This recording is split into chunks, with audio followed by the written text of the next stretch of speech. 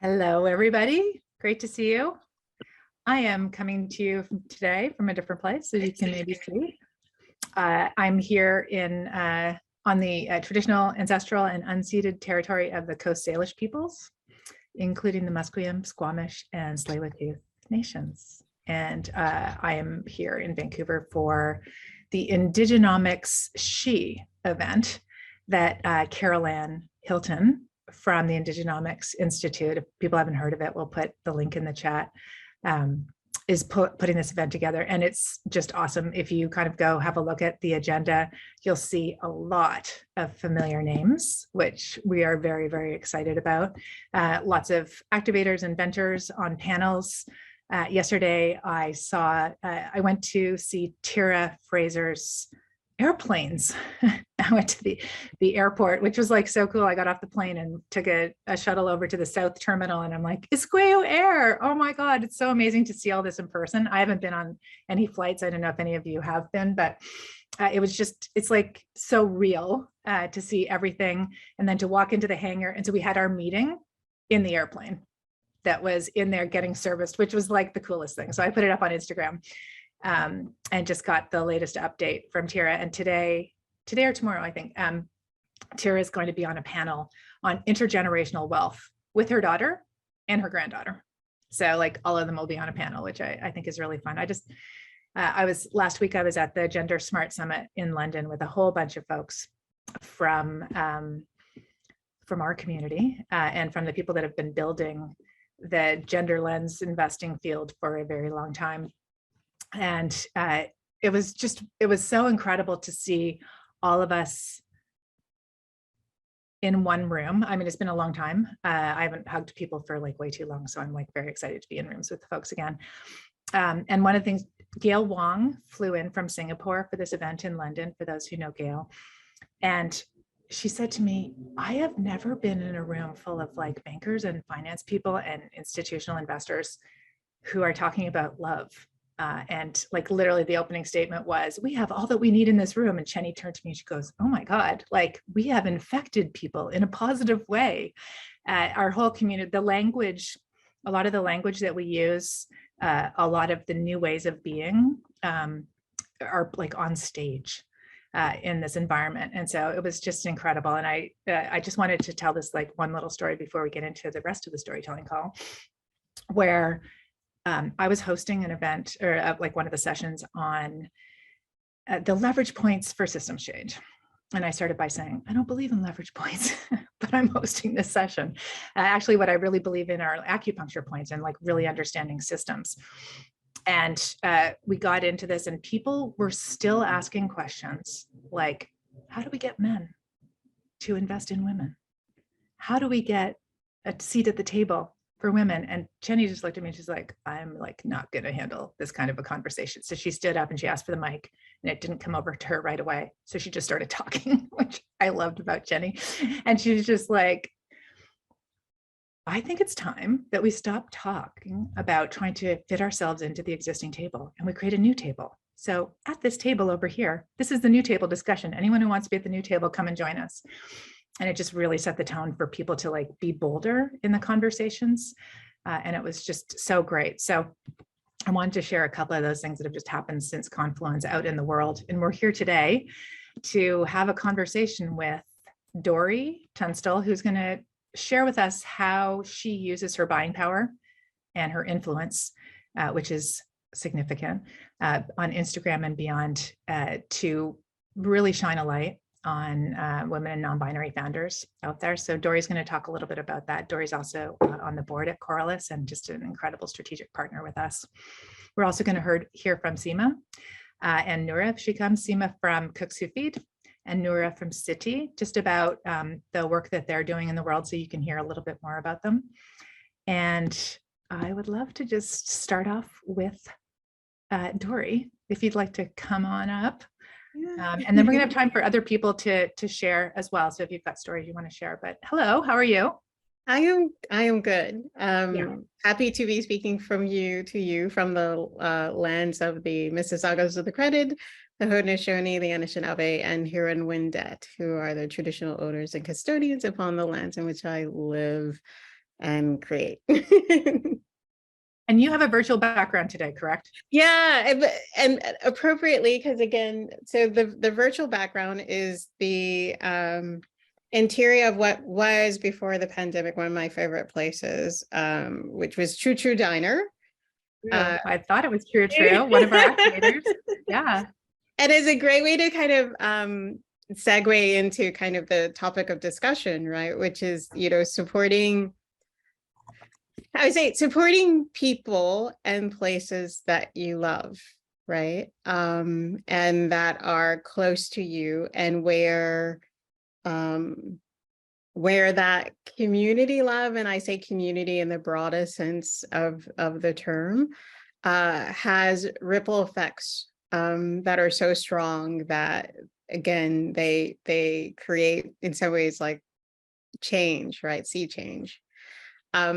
Yeah, so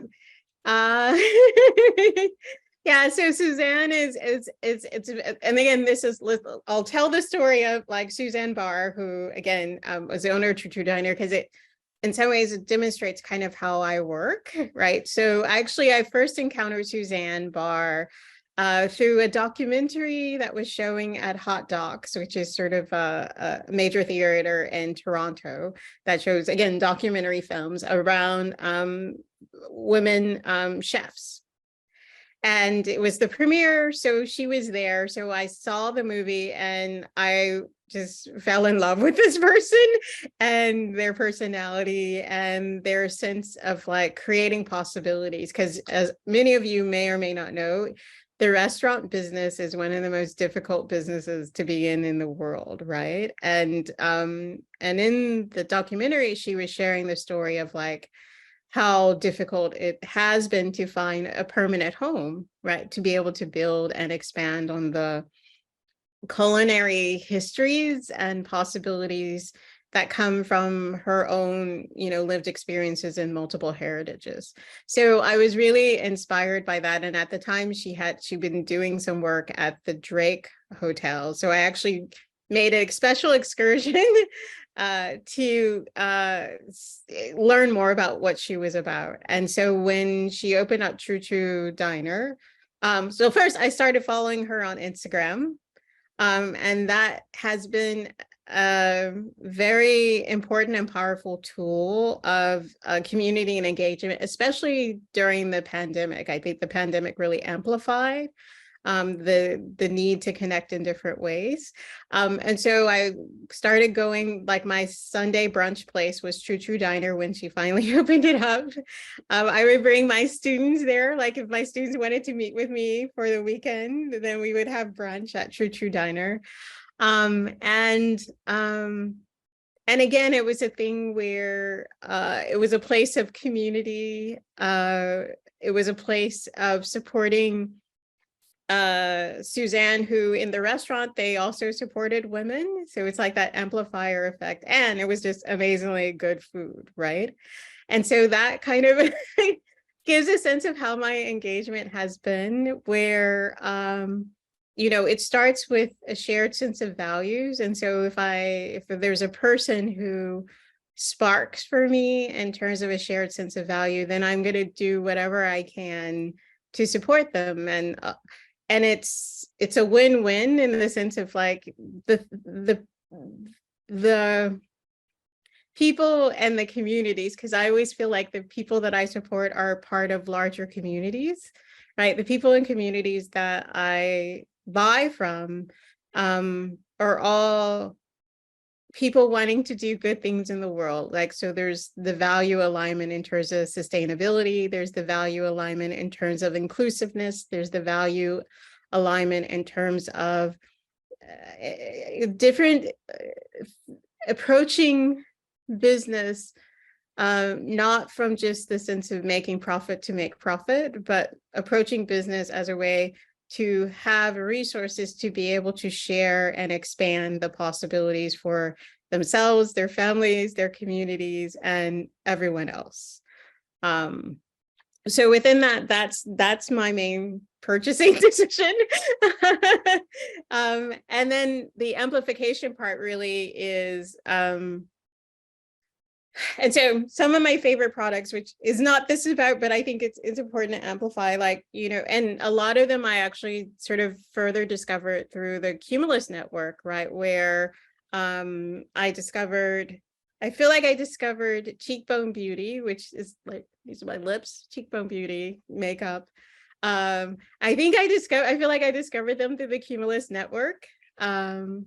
Definitely, again, period, which changed not only my relationship to my menstrual cycle, but also, again, you know, like in my family, you know, I have elder women who are experiencing incontinence, and being able to introduce them to a product that, again, was sustainable, inclusive. And for me, what makes me happy was that this was for my like aunt, and she had already seen advertisements for it. So when I sent it to her as a gift, right, that she was already aware of it, and it just amplified her awareness of it. And so, and then to begin to talk about, like, again, that this is part of a wider network of you know, cool women and non-binary people who are trying to change the world in a positive way, then again, she felt very happy for that gift, which then for her became something that she could purchase with it, that provided a sense of dignity, and provided a sense of, like, again, values alignment in terms of sustainability for something that, again, she needed and wanted, but didn't know she needed. And then I focus a lot on supporting Black and Indigenous and POC women or non-binary owned women, women and non-binary people. And that is really about, thank you, that Emma put in the chat that she discovered Stephen Scott, who does these beautiful sort of earrings that are based on their cultural heritage from Instagram and hashtag #DeanDrag. And again, it's a beautiful thing to see that these connections that I am building with individuals and their communities is being amplified through social media. Now that we're seeing each other more face to face, it's also being amplified by just connecting to people. So as for example, I join boards for other things, then I'm curating in many ways what I'm wearing, so that any attention that is paid to what I'm wearing can then also amplify the message as a living sort of billboard in some ways for the values that I think are important and that are amplified by the businesses that I seek to support. So my goal is to sort of go through the list of all of the products that I use on a daily basis, and to find within the Cumulus network, like, who's providing that service, who's providing that product, because that, I think, is the best way to live my values, in sharing, in some ways, whatever wealth I have, through amplifying their potentials to sustain themselves as businesses, so that they can better sustain their communities in the world. And I'm working on the list, and what's the beautiful thing that I'm finding is that, again, in many things that I think I need on a daily basis, there is someone in the Cumulus network who is doing that work. But part of supporting more businesses and more entrepreneurs is, again, I want my whole life to be covered in many ways by Cumulus, and that, I think, is how we begin to build a better world. That's so good. I do also wonder if you're rebranding as to Cumulus from Coralus. Oh, sorry. No, it's good. I was laughing. I'm like, is there something else? No, I think that's just us. So we're all learning new ways to do this. I mean, one of the things that is so interesting. First of all, I'm like, I don't even know. Do you have everything categorized somehow in your place? Because I look at you every day and you're like, all the things that you have, you list what you're wearing, right? Which is amazing. And I kind of love the radicalness of for me, it's a reframe when I see you on Instagram with all of this, because, in magazines, they're like, the model is wearing Yves Saint Laurent, $1,200, blah, blah, blah. And you've like flipped it all around to like, this is made from all these people with my values. And the amplification is so significant. So I just want to thank you so much for doing that. It's like a very high bar. I think about like how I would try and do something like that each day. But this using what influence you have and creating, like, this is the economy that you want to create, right? These are the people that you want to support with your money. So I just want to thank you so much for that. But like, how do you do that? How do you do that each day? Well, I mean, the thing is that I mean, you have to get dressed each day, so that part is easy. And again, everything that I wear are people and brands that I love. So it's easy to, again, it's authentic, right? So with everything that I do, it's about authenticity. So my care for, and again, as I get to meet them as people. So a lot of times I know them as people, not necessarily brands. So that means, again, that I care about them. I care that other people know about them. I care about the stories that they tell around what it is that they're doing. So it's amplified by that care. And it does take a little bit of time.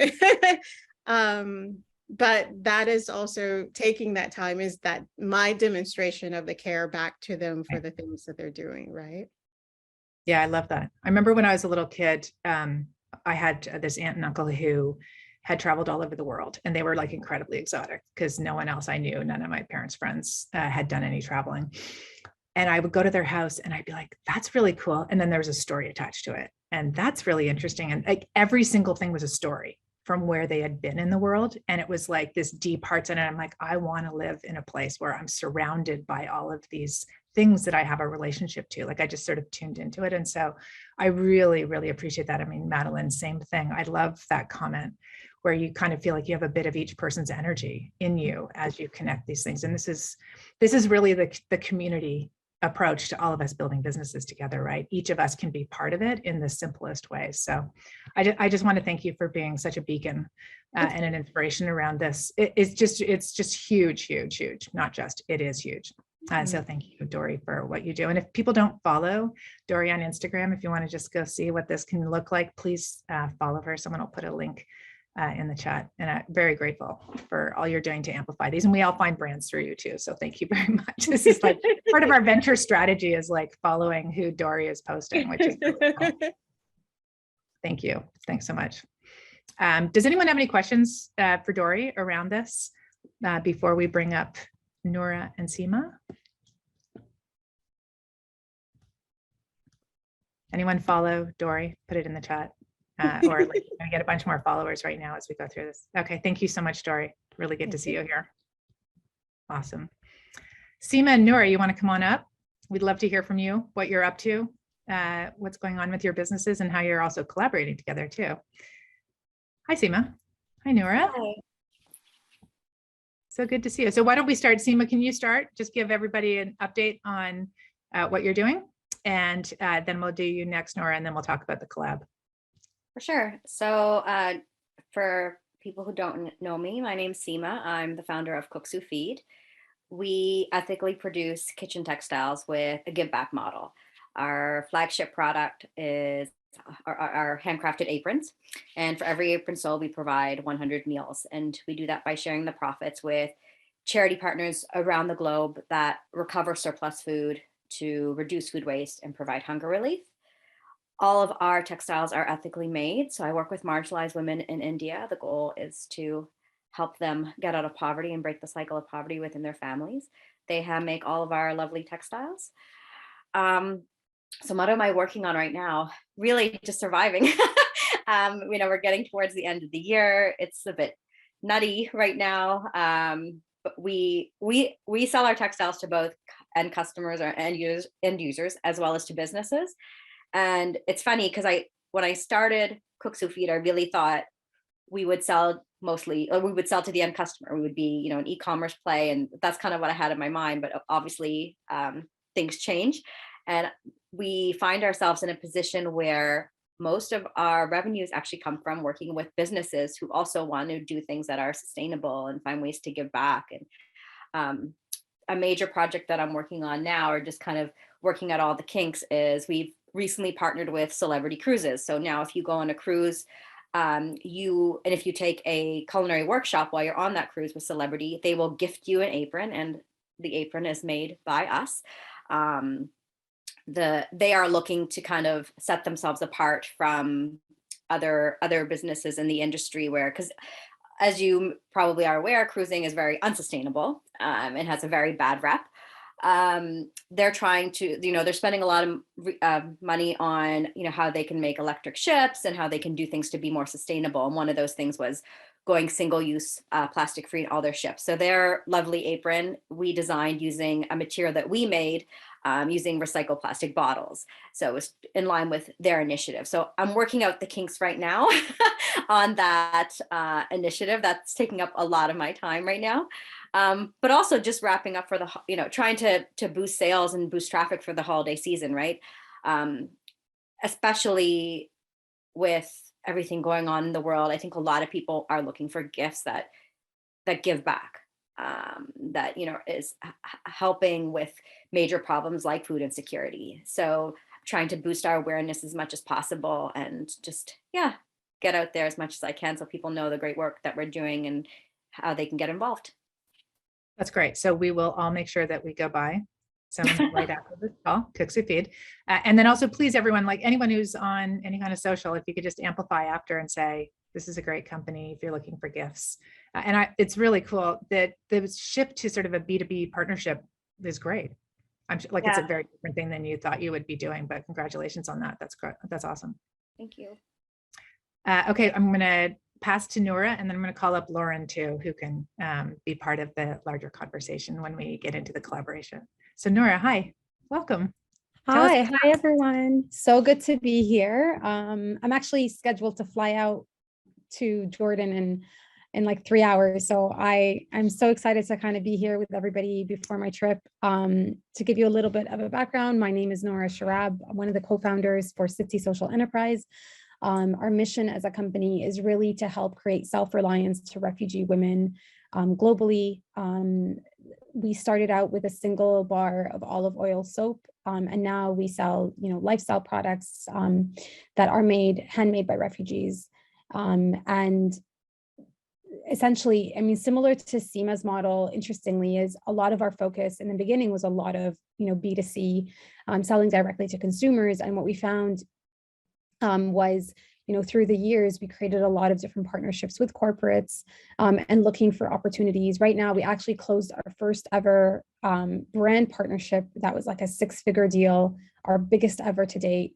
And it was exciting because it also showed us a different avenue of doing business that's not your traditional, like, you know, normally, you know, just selling, let's say on Shopify, or just like directly, just directly to consumers or in markets. So it really opened up a new avenue of opportunity for us, similar to, you know, Seema's model of like finding other collaborative opportunities of existing companies looking to create impact. And that's kind of how we came in. It's you know, we do our work really well in the refugee communities that we work with. And a lot of companies, a lot of more established global brands are looking to create impactful, like, are just looking to create impact essentially.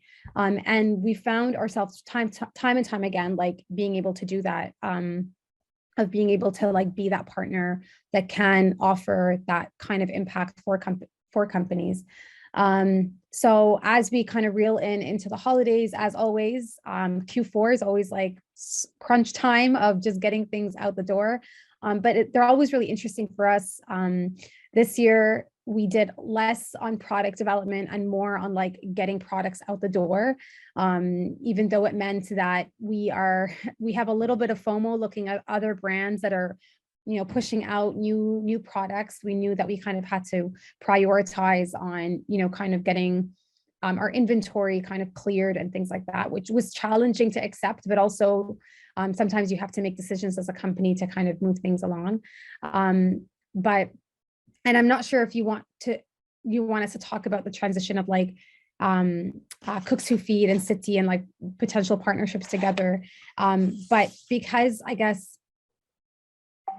corporate gifting is a big part of our business, one thing we're always looking for in corporate gifting are like-minded companies that fit within our model, and companies we work with are also interested sometimes not just having one brand in, you know, a gifting box, but also incorporating other brands that also provide impact. And so we were actually in a B2B excuse me, we were actually in a B2B a corporate gifting session with Lauren and a few other ventures, and it was really, really great to see like, oh, you know what, we have similar kind of target audiences. Why don't we kind of like combine some of our efforts and look at, you know, you could pitch, you know, my product alongside yours when you're talking to companies and vice versa. So in a way, it's kind of like, instead of looking at each other as competition, it's really a matter of how can we leverage each other's contacts to really push our products forward, you know, at the same time to really, you know, help push each other forward at the same time, right? Like,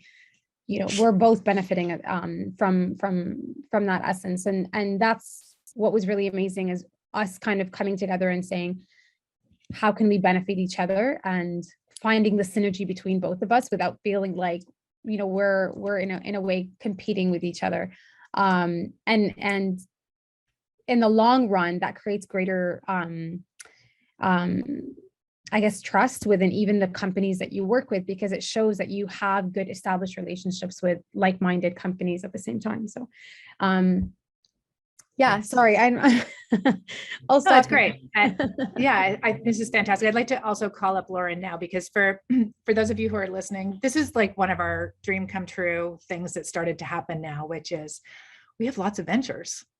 And as the coaches are like, there's over 140 ventures now. And so when we first started, it was everyone was in super different fields and you'd be able to help people.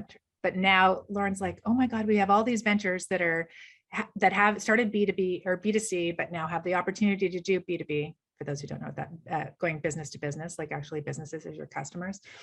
And so maybe there's some opportunities to collaborate. And so that's what is starting to happen now as we see these patterns. And so Lauren gathered a call for all of the ventures that have this opportunity, are looking for these things to see how they could help each other.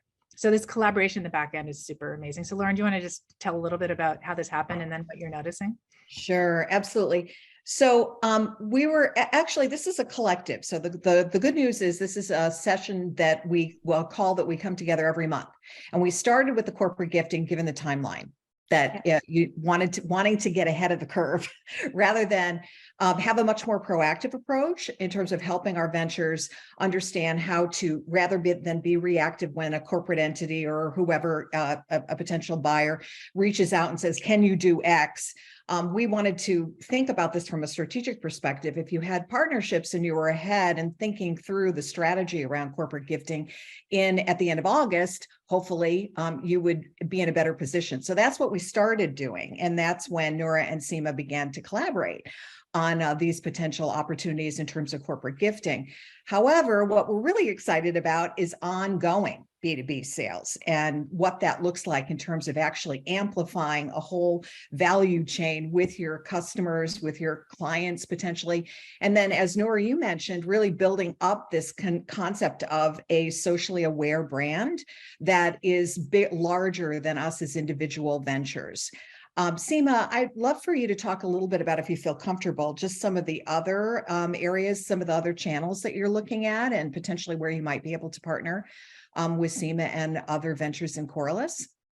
For sure. So one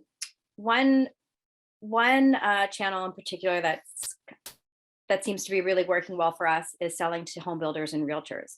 Now, it's odd, but it came about because I realized when I started this that a lot of the people who are coming to our website and purchasing product were leaving gift notes saying, and the words, housewarming gift kept coming up. And I was like, that's interesting that they're buying them as housewarming gifts. It makes sense. Kitchen textiles is a housewarming gift. And then it dawned on me, well, who buys housewarming gifts on a regular basis? And that home builders, realtors do. So I started cold calling and reaching out to a lot of home builders and realtors. And we created, custom branded aprons for them with their logo, their colors that they were including in their housewarming gifts for their clients. And as I started going down that road, I realized a big pain point for them was curating their gift boxes, because they put a bunch of stuff together. And they're like, what a pain in the butt to have to put, so many things together. It takes time to personalize for a client, something meaningful. And they all wanted to support local, which is wonderful, and, get it out. So I thought, well, why don't we do something like that? And no one wants a gift box full of kitchen textiles. So I was like, let me see what else is out there that would make a nice housewarming gift. So we actually created a gift box called the Better Box. We call it the Better Box because it's making a better world. And I reached out to a bunch of Canadian social enterprises that I thought, your product fits nicely in a housewarming gift. So working with brands like Tea's Tea, Balzac's Coffee, Peace by Chocolate. So 7 brands in one box. And we've been working with realtors and home builders. And what I love about working with home builders is that it's a they're building, they have so many neighborhoods going that are being built and being finished. They're like, okay, like we need 1,000 gift boxes and they need to be delivered in 200 increments throughout the year. So it's like, great. So it's easier for smaller companies to kind of manage that, right? It's not last minute. We know well in advance, we can customize the box for them. And that's what we've been doing. And that's actually when I thought of Noura, and I'm like, why don't we add soap to our boxes? So now I've been working with, pitching to builders to say, okay, what do you think about including, these awesome olive oil soaps in our boxes? And this is why they belong in the box. This is the impact they're creating. So I really like the idea of, like Noura mentioned, just kind of promoting everyone, recognizing, we're not the only ones trying to create change. A lot of companies are trying to create change. So let's try to give ourselves a larger voice by working together.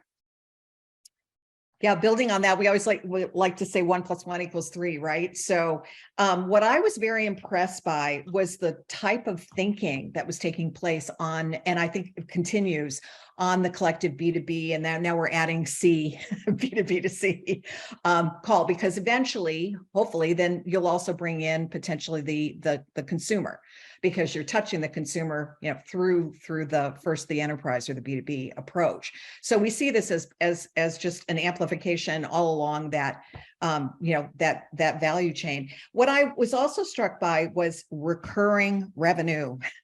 I mean, that's that's what part of this is not only reaching more of like-minded companies that really want to make a positive impact, but also just how do you solve for that recurring revenue issue where you're not constantly scrambling. And I think that was one of the goals. And I'm hoping that that's going to be the case, where then you can move on and have even greater impact, but not worry about the day-to-day as much, because the orders are much larger. You're part of their experience. I'm even thinking that potentially with celebrity, every single passenger gets a gift bag, right? And eventually that may be the possibility here. So just think about all the meals that are going to be delivered because of that vision. So the goal is really to think much larger on the collective calls, and I think that's already happening. It's very exciting. Noura, I know that you're not ready to do the big reveal in terms of one of the larger companies that you're working with in the personal care space, but I'm just saying maybe you could just give us the headliner there in terms of what's coming up for CT Social.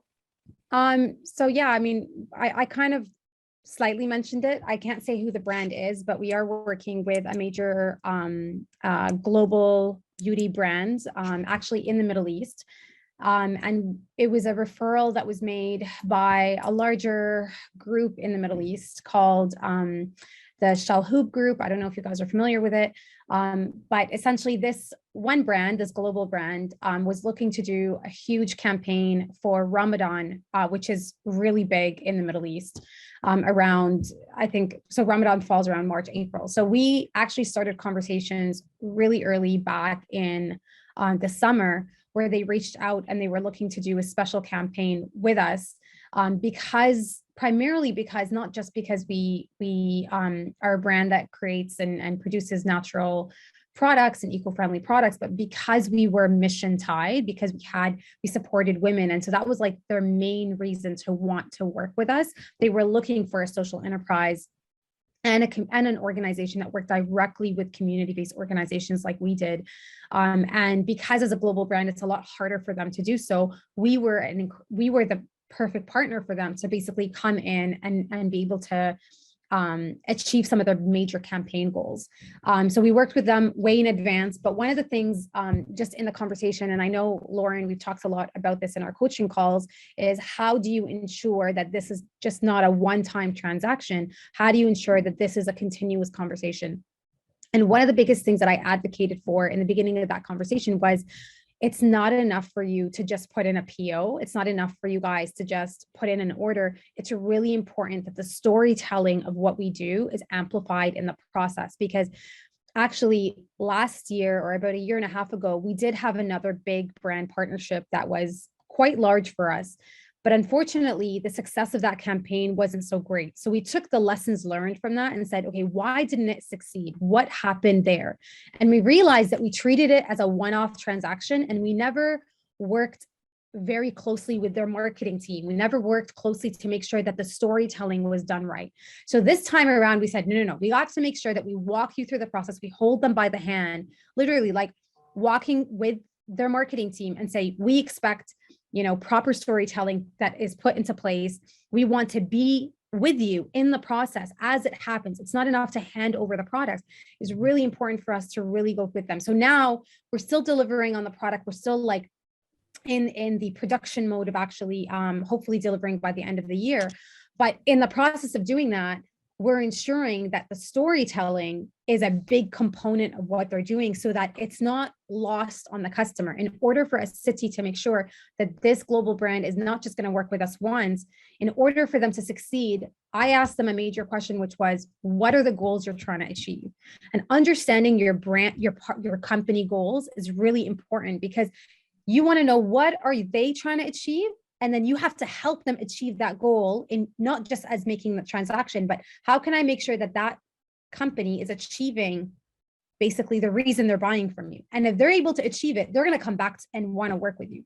So right now in our process is really kind of saying, what are you trying to achieve? Is it more sales? Is it, PR? Is it, let's say, more purchases from the target audience of like Gen Zs, for example? What is it that you're trying to achieve? And once we understood that, we're basically working backwards to help them try to achieve that goal. So really looking at these brand partnerships, especially when we're thinking of how do we create a recurring relationship, it's really about not treating it just as a transaction. And I think one other element I just wanted to mention is, which I thought you did an amazing job, Nora, was just the negotiation that was uncomfortable on the front end in terms of the financial terms. Yes. And could you share that just to whatever degree you feel comfortable? Yeah, I mean, a lot of the big brands you work with, a lot of the times they have, term 60, term 90. And what that means is no cash flow for the small business to be able to literally produce the products that you have to push it forward. And so one thing that I was very upfront with from the beginning was, if we are going to make this partnership work, we need an advanced 70% before we even proceed, because in order for us to produce the product, we have to buy the raw resources, we have to employ the women, we have to put in all this upfront work before we even deliver. And this is like 6 months prior or 4 months prior to our delivery. So for us to be able to say, and the minute we receive the PO, we cannot get started until a payment is in our account, that was a thing that we had to like put our foot down. And thankfully we had a great partner that was willing to and say, okay, we'll make it happen. We'll give you the 70% upfront. And another thing that we did actually, and this was very last minute, and I'm glad that we did this, is we ensured at the time that we invoiced them in US dollars. So we are a Canadian venture, I should say, but because they're a global brand, and because the Canadian currency has been so wonky lately, we actually ended up ironically, we actually ended up like gaining a few $1,000s when they ended up making the initial payment, because if they were to pay us in Canadian, we were actually going to lose value long term. And we've faced that a couple of times when we're working with global brands. They pay us in Canadian dollars. We end up actually with the currency exchange and everything. Sometimes there's like discrepancies with accounting. So because we knew that that was something that was a little bit more stable, especially when you're working with a global brand. So that made a difference for us as well, to invoice them in US, receive money in US dollars that was converted into Canadian. So we were able to like take advantage of the currency rate a little bit. And so, yeah, I mean, having these conversations, and also initially I was kind of shy and thinking like, who are we, this tiny little brand, talking to this, multi-million-dollar company, asking them to pay up front. And then I was like, you know what? They want to work with us. If we're going to be honest about who we are and what we represent and the women that we work with, that's just the reality on the ground. Like they want to work with the small business. This is the reality of a small business, right? And thankfully we were working, again, our focal point at that company was super understanding and was like working their best to make it happen. So I think sometimes it's just a matter of just like being honest and saying like, do you mind? Like, this is something we'd really appreciate. And it would actually go a long way. So Good. Well, and I'm reminded of when we first launched the retreat and how many of the ventures felt uncomfortable with assertiveness as a potential negotiation style. mhm. And you've seen the value of the assertive style. Oh yeah. And I'll say this, sometimes I surprise myself with just asking. Like, I think sometimes we forget that, like, and I often remind myself, like, the worst that can go wrong is a no, right? They'll just say no. And like, sometimes it's like, okay, well, can we just ask? Like, they might say no. And if they say no, okay, we'll go to plan B. But if they say yes, it's a yes, right? So it's always an advantage on that front, that like, and being in those conversations with you and Jackie, one thing I would say is that it wasn't overnight that you decided we can ask this. It took a little bit of work.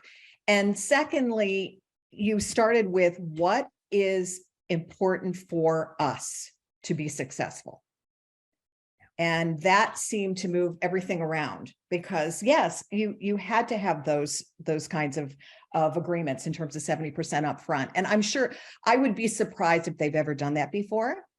So while you're thankful, I don't want to minimize what a huge, I mean, not only opportunity, but risk you took, and then also that accomplishment. So that's just, but we're not going to get it unless we ask. We talked about the audacious ask constantly. And I just wanted to follow up with Seema just very quickly in terms of manufacturing, how this has impacted your approach towards manufacturing. Yeah. So with now working with the home builders and working with celebrity and having that reoccurring income, and I wasn't as unfortunately, I'm learning from Nora. I wasn't as bold with celebrity to say I need X amount upfront. But I did manage to ask them for if they're going to terminate, to give us 3 months notice, so that we wouldn't be stuck sitting on inventory that that has their branding on it. But because now we have this reoccurring income, and it's gotten to a stage where we need more oversight, with our own production. We're starting our own production facility. So when I initially launched Cook Sous Feed, we partnered with a sewing house in Delhi, India, that hires and trains marginalized women. And it's been great, but we're now getting to a point where like we need to manage it our own to be more nimble, more flexible. So yeah, we found a spot in Delhi. We're training 7 women to start. I have a production manager, and I'm heading down in the next couple of months to move things along. And the goal is to slowly, start producing all of our orders over the course of, it'd probably take a good year before everything is being produced by us. But what that also allows us, in addition to just having better margins, our mission is to provide meals. That's what I want to do. So within our own production facility, we're running it the way we want to. So we're going to have a feeding program where we're going to provide all our workers with lunch. My goal is to also hire women to train them how to work in a kitchen. So if they want to get a job working in hospitality, they have experience working in a kitchen, and provide meals to the orphanages around us. So it's all about, giving it back and feeding those who need it. So we get to go a bit more. It's more than just a production. It's more in line with our whole mission. So having these partnerships, these ongoing partnerships, has allowed us to do that. Very exciting.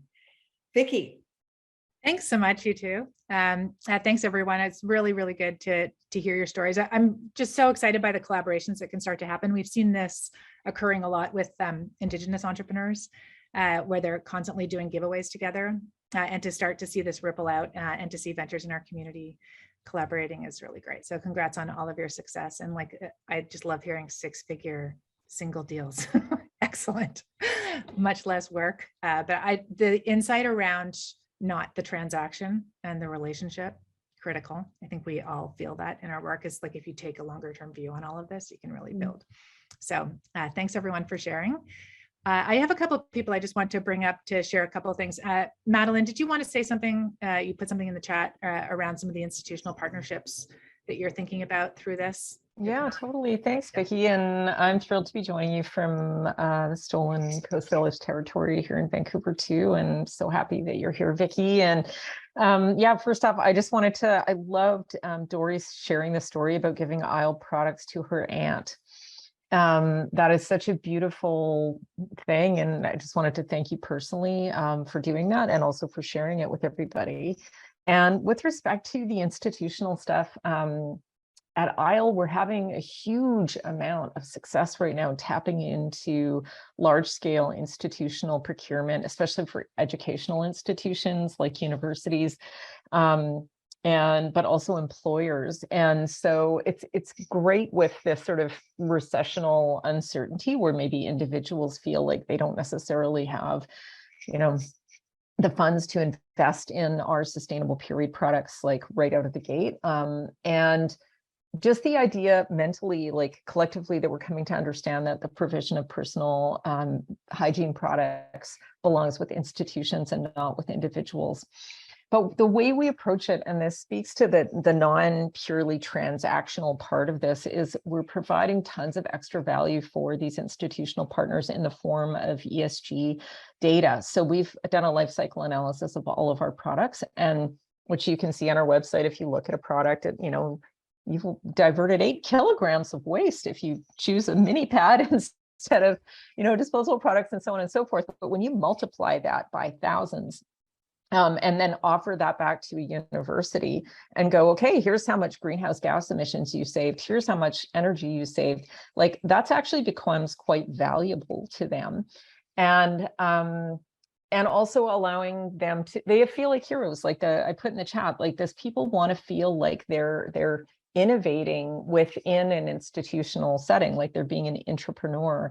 And so just whatever way that you can kind of help someone to feel that way, instead of just making a purchasing decision and, you know, factoring in sustainability or whatever, has really been a great tool. So I would love to just hear from anybody who's got this B2B to C to, or to even to G, like this is relevant to what's happening with governments right now. I mean, we've got a $25 million menstrual equity fund that the federal government committed to in May of this year, that they're spending the first $6 million on research in 2022, and then they're going to be dishing out $19 million in hopefully product procurement in 2023. So anything that anyone knows about, you know, are there sustainable procurement LinkedIn groups, or there, you know, trade shows that people can go to learn about these things, because this is all relatively new to me. And just want to say I'm crazy about all of you. I literally do mean it. Every time I use Sister Sage soap or my Bigo, or I eat tuna fish for my lunch from Skipper Otto, like I literally feel like there's a part of a SheEO venture holding me, and it just means the world. So thanks everybody. It's great to be here. Thanks, Vicki. Thank you. Thanks for sharing that. Yeah, I mean, I think there's this collective in the procurement chains, I think is a really big opportunity. So I know that Slack has been like super, super quiet lately because we're all like massively overwhelmed with things, but just a reminder to post questions or ideas in the Ask channel, and then just have a look there when you can to see if there are things that you can support with. There's a lot of pivoting going on right now. It's a pretty tough business environment. And so if there are ideas that you have for collaborating, and thank you, Nancy, for the question around services collaborating as well. Like, let's keep this chat going there. I think Val Fox, did you want to say something about, this is storytelling time. So if anyone wants to like put up their hand and share something, we've got a few minutes left. But Val, did you want to share how your small group is going? What you're noticing? Yeah, so thanks for that. It's so awesome. I'm just smiling ear to ear, and I can't stop smiling because the whole idea of collective is just brilliant. And Lauren, I'm loving the way you're putting it together. And in essence, what I'm going to talk about with the small groups is very much to do with collective thinking. And so when Vicki invited me to work on small groups for her, with her, and Coralus, what we've been doing, at least I have two sets of groups of 5 women who are entrepreneurs, and they're all also activators, and they're all coming together to share stories that help each other, give a leg up to each other. So what's interesting is that it's a founder's circle. We're there to share, not to tell each other what to do, or this is the best advice I could possibly give you, or anything like that. It's about really adding more information to each one of us so that we understand more about what's going on outside so we can apply it ourselves. It's about holding that each one of us really has the ability to make a great decision. We just need more information. And the best way to get more information is to be being around people that you trust and that you can open up with. So the types of stories that go around in our little groups they're personal and professional. Helen's here. Helen Spence is on one of those groups, and she could actually tell you more about what it was like to be part of it. We've just had our onboarding sessions, and the thing is that I'm just there to facilitate the group 3 times, and it's so that they can actually facilitate themselves over time. I actually belong to 2 circles. One I've been in for 3 or 4 years. I trust these women with everything I've got. And then I have another one as well for only 2 years, but the same thing. And so we rely on each other with new experiences that are happening and that kind of stuff. So it's pretty awesome. And I hope that more small groups can get together like this. Absolutely. Thanks, Valerie. Ditto. And I think what you're mentioning is that there's this creative thinking together that you come up with even better solutions than you could. It's rather than running through something, you actually have the wisdom of everyone on the call, and they don't have to be in your industry. That's exactly right. In fact, it's better actually sometimes if they're not, because you get a different perspective. That's so important. I kind of frame it like this, that the people who are in your small group become your own private advisory. And then what happens in that advisory stays in that advisory, and they are there for you as you are there for them. That's what I was going to say, Val. That was the richness of the conversation, was that you're out of your domain and you were meeting people from other places entirely who had something of value. And I have to say, being activators, I have to say there was an intrinsic level of trust among us so that we were candid, and quite genuine. And so there was no, like at the end of the conversation, I remember I looked up everybody on LinkedIn because I didn't know who was going to be there beforehand. And I saw that this one woman is extraordinarily successful.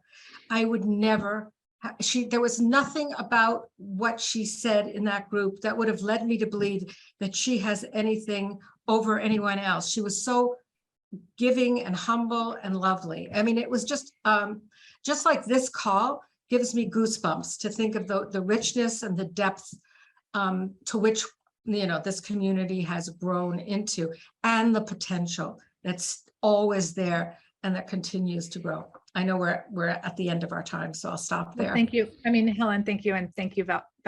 This is just whatever this, that we talked about this before, the sort of toxic individualism that we're all conditioned with, that we think we have to do this all ourselves, and this continuous reminder for all of us. And so I just want to thank everyone for being here today, for sharing and for listening to the stories that we all have of what happens when we do get on these calls together, as a reminder to just keep showing up for each other, because there's magic every single time.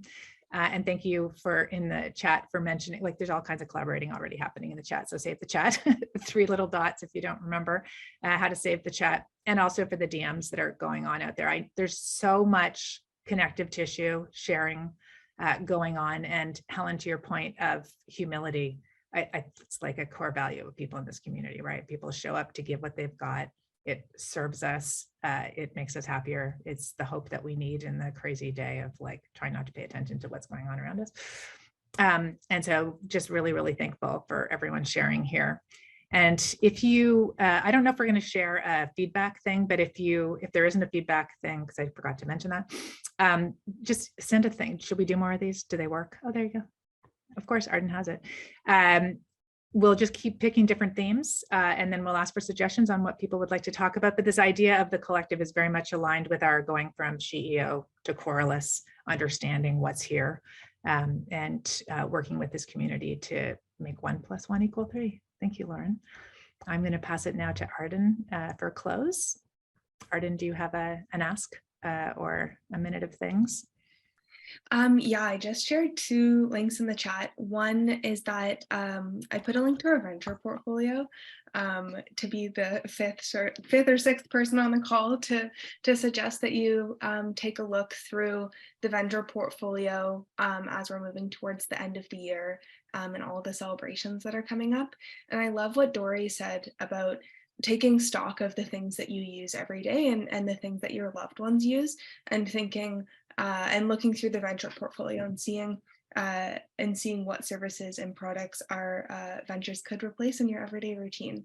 As Vicki said, we have more than 140 ventures now, so you are bound to find at least one thing that you can add or replace in your routine from our venture portfolio. The other thing I shared is a feedback link. This was our first Coralus Stories call. I'm feeling energized, but I also have been thinking about this call for a month, and the energy could be that we're at the end of it. But I would love to hear what everyone else thought of this event, and if you have any ideas for topics or themes or folks that you'd like to hear from in the future, we're open and appreciate all of your feedback. And a tiny ask for anyone that is joining us as a guest today, pop on our website and read around, and if you're interested in activating, please reach out and learn more. We'll be really excited to welcome you into the community. Thanks, Arden. I think I also just want to remind everyone who hasn't voted yet, voting is still open. I had so much fun. I actually went through every single one, which I love to do. Again, this just reminder of like all the phenomenal ideas that are out there, the people that are working to create a better world, all the innovation, all of the like fresh thinking, and the deep care that people want to put into businesses these days. I feel like we're like emerging into a whole new business models in the world, and you can see and start to discover the sort of seeds of like what our community is trying to show us here. So I had a lot of fun voting, and I hope you'll go have a look. Even just go through your first tranche of ventures. I think it will actually like bring you your heart some glow. That's all from us today. Thanks so much for being here. Arden's going to put the music back on so we can chill out on the way out the door. Thank you so much, Nora, Seema. Thanks, Val. Thanks, Madeleine. Thanks, Lauren. Thank you very much, Dori. I'm thinking about Cumulus. There's some message though around that. Cumulus Coralus. There's something in there. Up in the sky today. Thanks, everybody. Love you all so much. Take care.